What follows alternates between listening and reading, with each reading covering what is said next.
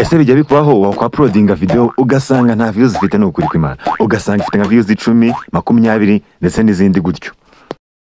Ikindi kandi warakoze ibishoboka byose, warakoze thumbnail, description ndetse n'ibindi bakubwiye ngo nubikora uzagira views, ariko ukabona neza views ntabwo ziri kuza. Ibyo nanjye byambayeho rero. Uyu munsi ngiye kukwereka uburyo nabigenje, ubu ngubu nkambona views kandi nyinshi. Ugeze hano bwa mbere rero wakora subscribe niba utarayikora kugira ngo ujye ubona izindi video tukugezaho, ndetse nkomeza no kugushimira cyane wayikoze kabisa, asante sana. Okay, ngiye kukwereka rero ukuntu byagenze. Reka njye muri YouTube. Ngira ngo urabona izi video ebyiri. Hano hari video ya mbere ifite views 25 imaze iminsi 8, ndetse n'indi ifite views 563 imaze iminsi 4. Ubwo ngiye kukwereka rero icyo nakosoye kugira ngo iyi video ibe yakwiyongera views. Yego nizi ngizi ntabwo ari nyinshi cyane, ariko bitewe n'igihe iyi channel imaze, kuko iracyari nshya, urumva ni nyinshi. Izi ngizi rero ngiye kukwereka uburyo byagenze kugira ngo mbone izi views 25, nyuma noneho nkaza kubona izi views 563. Reka nze nkwereke. Ngiye kujya muri YouTube studio ubundi nkwereke.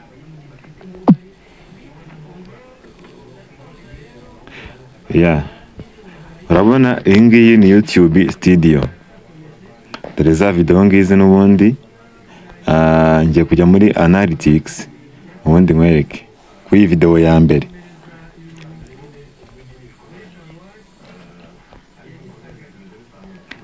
Okay, iyi video nk'uko uyiruzi rero yagize views 25, watch time amasaha iyi video yazanye ubwo ni 0.6.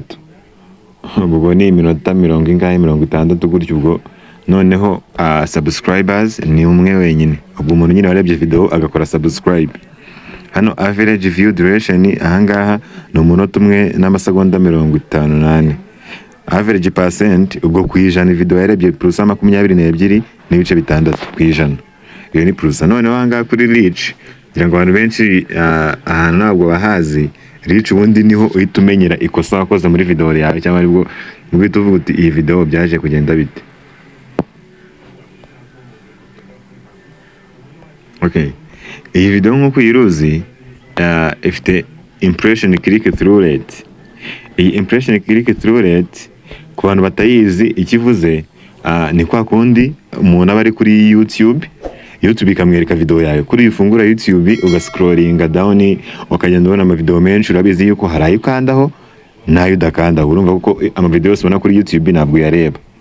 Noneho ahangaha YouTube iba yagiye yereka abantu ya video yawe muri screen nyine, kuri nyine kuri home kuri umuntu ufungura YouTube agatona video yawe. YouTube iba yaberetse video yawe, ariko noneho ahangaha abantu bayikanzeho ni 1.8 kwijana. Bivuze ngo niba yararebwe niba YouTube yarayeretse abantu 1000, abantu bayikanzeho na abantu 18. Urumva icyo kintu? Abantu 18 bonyine. Kuko urumva ari abantu 180 yaba ari plus 18 kwijana. Ariko none baze noneho ni plus 1 n' 18 kwijana. Bivuze ngo abantu 18 mu bantu 1000 nibo bayikanzeho. Urumva ahangaho ikibazo niho gita gihera. YouTube nari kintu yagutangariza, ngira ngo urabona yuko gahita kitambika akakambaro k'ubururu mu ruzi. Urumva icyo gihe YouTube itivuga uti burya video y'uyu mutipe nta gahunda ifite. Kuko YouTube yibonye abantu bari ba video yawe, ukabona yibonye nyine click through rate cyangwa nyine abantu bakanze kuri video yawe ari bake, nta naho yaheri kwamamariza.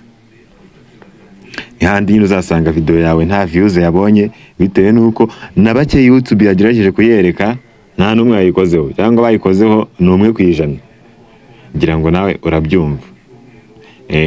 Aho ngaho niho bihera rero video yawe ikaba yatangira kubura views. Kandi wenda wakoze thumbnail, urabona thumbnail narakoze rwose nta kitwaye. Dore ngiyi ndari kwerekana YouTube nshyashya yaje y'abana nyine yitwa Kids Tube. Imwe nyine ku buryo umwana wawe ashobora kujya areberaho video z'abana. Niyo video ni thumbnail narakoze. Description nayo nagerageje, title nayo nagerageje. Ariko noneho hari ahandi hantu byapfiriye, shaka yuko tuza no kurebana uyu munsi tugiye kureberaho nyine ahandi byapfiriye. Iyi video yindi ya kabiri nakoze urabona ko yo rwose yaje kugerageza.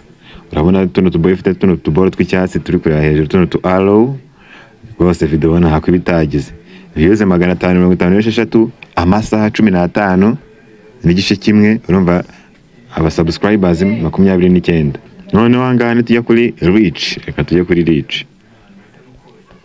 Impressions ni babantu nyine bagiye bayibona muri screen yabo. Iyi video YouTube yari yayiberetse 10,400. Yeah. 10,400 njyango urumva yuko aba ntabwo ari abantu bakeye. Noneho iberetse abayikanzeho ni 3.6. Yego YouTube ntibyashoboka yuko wagira 100%, ariko byibuze impression click through rate yari 3 kuzamura, 3.10 ubundi nibwo niho zikunze kuba ziri. Uba wagerageje pe nta kuba utagize. Then views ni izi ngizi, kugira ngo urabona nuko byagenze. Urumva yuko ariko urumva ko nabo bahise bahagarara kuko nawe uri murabibona. Dore yatambitse, ubundi yo katambitse nyine zaze kugaragara. Ariko impression click through rate iyo yiyongereye inaho YouTube iheri kwamamariza. Ari nayo mpamvu rero ubona abahanzi bakunze kugira views nyinshi. Nuko indirimbo y'umuhanzi biragoye yuko wahita ariko utayirebye. Rero ko bafite impression click through rate iri hejuru, niyo mpamvu YouTube bamamariza bagasanga bagize views nyinshi. Kuko uramutse ufite nka impression click through rate nk'icumi, YouTube itavuga ati dore video ni iyi ngiyi nahita kwamamariza ukaba wagira views. Ikindi kandi iyo YouTube ibonye kuri video yawe bari guteraho comment nyinshi, nabwo biri mu bintu bituma uyamamariza. Iyi nayo mpamvu niba ukoze video ni it's better shiramo ikibazo gituma abantu bari buze gutera comment, kuko comment niziba nyinshi kuri video yawe kabisa irafite amahirwe menshi yuko na views zibuze kwiyongera. YouTube ivati video kabisa nabaye kuyivugaho bakoze like, impression click through rate iri hejuru, iyi video banza ari nziza, reka dukomeze tuyereka abantu benshi. Ariko iyo ibipfere bigikubita yayerekana bakeya ugasanga n'umuntu umwe uyikiritseho, icyo gihe bita bipfa. Niyo mpamvu usanga nyine nta views ziriho. Noneho ngiye kukwereka ubikosa nakoraga njyewe, nakoze thumbnail kabisa nkoresheje ChatGPT, kandi rero ChatGPT ikora thumbnail nziza cyane. Mura thumbnail, description, title kabisa nkagerageza gukora title amasaha meza ya nimugoroba cyangwa muri weekend, nabyo nkabigerageza ariko birakomeza biranga. Ariko rero hari ikindi, hari ahandi hantu nasanze byapfiriye, ikintu cyitwa tags and keywords. Wowe niba utabizi rero keywords ni amagambo nyine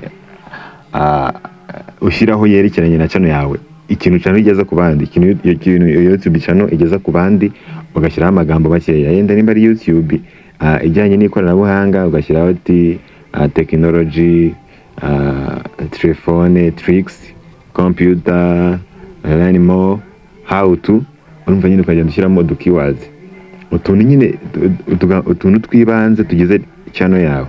Then n'amatags, amatags ubwo nayo ni amagambo ushyiraho ku buryo umuntu unazaya kuri YouTube bazamwereka video yawe. Urugero wagishobora kujya muri tags ugashyiraho ngo intambara M23, ukikorera video n'uterekeranye n'ibyo ngibyo, kuko yenda nka video ngo ni gute wabona views kuri YouTube, ariko kubera ko iriya intambara wayitaginze, umuntu yajya kuri YouTube yasacinga ngo intambara M23 agahita abona na video yawe.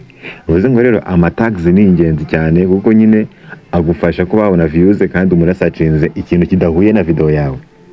Icyo nicyo cyiza cy'amatags. Rero amatags ikintu cyitwa language, ubundi nicyo gituma abantu benshi YouTube zacu zikiri hasi.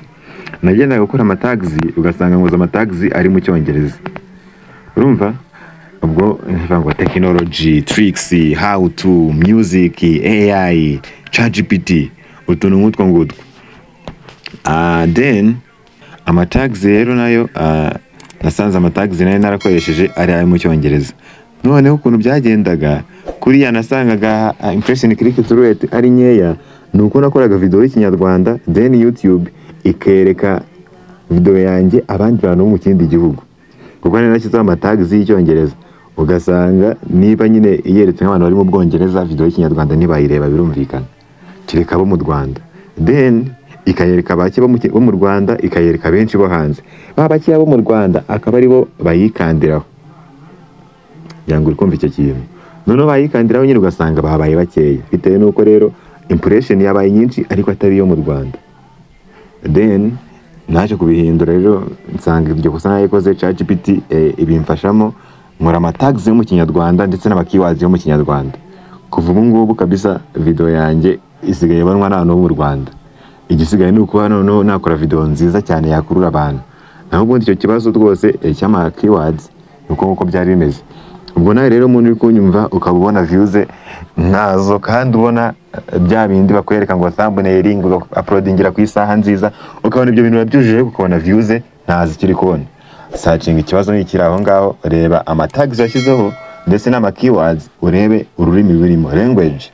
Uko urumva YouTube uba uri kuyicalenjing. Kanze mwereka ibintu ChatGPT yambwiye. Using English tags when your content is in Kinyarwanda confuses YouTube, shows your video to the long audience akakano and cause low click-through rate. Dore ngaha rero aho bishingiye. Urumva gushyiramo amatags y'Icyongereza ukora content yo mu Kinyarwanda, hano uri gucalenjinga YouTube ikabura abo yereka video yawe. Ese ndayereka no mu Rwanda, abo mu Bwongereza, abo mu Burundi. It's better niba ushyizeho video language akaba tags ziri mu Kinyarwanda, keywords ziri mu Kinyarwanda, title ya video yawe iri mu Kinyarwanda, description iri mu Kinyarwanda, content yawe iri mu Kinyarwanda. Urumva YouTube nayo iti iyi video ni Inyarwanda, ndayereka abantu bo mu Rwanda. Ariko nuzara kozana mu tuntu tw'ama language, Icyongereza, Igifaransa ukavanga, YouTube nayo izabura ukuntu ibigenza nirangiza nayo ni kwamamarize video yawe. Dore ni iribanga rero bigerageza ngaha ndaza gukora iyindi video mwereke n'ibindi bintu byagufasha kuzamura channel yawe, then webanze checking keywords ama tags. Baramutse utanabifite uhita ubishyiraho uko birafasha cyane, ngira ngo nakubwiye akamaro k'ama tags.